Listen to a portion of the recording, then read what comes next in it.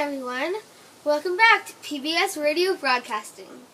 Today, here with us is special guest, Australian author Christina Stead. Good day. It's an honor to be here. Thanks so much for having me. Anytime. Jumping into this interview on an important note, what book are you here to inform us about? Sure. I'm here to discuss my most well-known book, The Man Who Loved Children, set in Washington, D.C. in the late 1930s. What is this book about? Can you highlight the main idea of this book?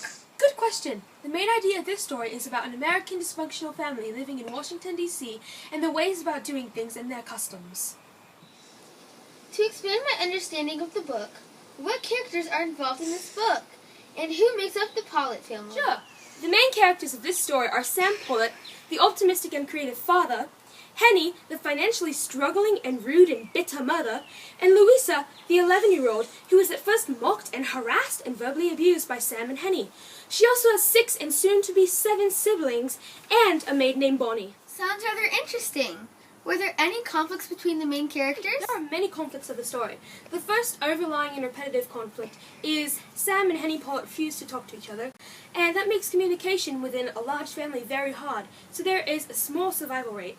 Also, the second conflict is that Sam works for the Department of Commerce, so he was sent out to Malaya for a special field, and during his absence a new maid was hired because Bonnie, his sister, or the previous maid, she left, and Henny wanted one.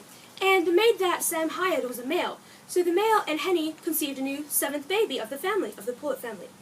So, after that, they were questioning the paternity of this baby because a note was sent to their house. Reality could sure be more harsh than expectations. To sum up this interview, could you give me more of an overall summary of the book? In the very beginning of this book, there's lots of mockery against Louisa, and Sam comes to her to solve all of his life problems, like Henny, little 11-year-old, is a counselor, but she's only 11 years old, and she cannot do all of that work. Also, Henny beats Louisa and is not very nice to her. Henny is a very cold and bitter mother, while Sam is a very open-hearted and kind father, and he feeds his very large ego off of his children. Louisa is very heavily relied upon as well. Throughout the book, Sam Pollitt develops a secret language. He calls Louisa Luby Lulu. He has a very funny language to communicate with his children. The book shows the conflict of Sam and Henny not talking, and how it can impact such a large family. Towards the end of the book, Sam goes to Malaya, and Bonnie leaves, and a new servant and maid is hired, and a new child is conceived. And, lastly, Henny passes away, but everything gets better because Henny was the main antagonist of the story. Cool. I'll have to pick up a copy for myself at the mini market. I greatly appreciate you coming to this interview. Now I have an idea about the book. Anytime. Thank you so much for this opportunity. Goodbye. That was The Man Who Loved Children, and Christina Stead for you.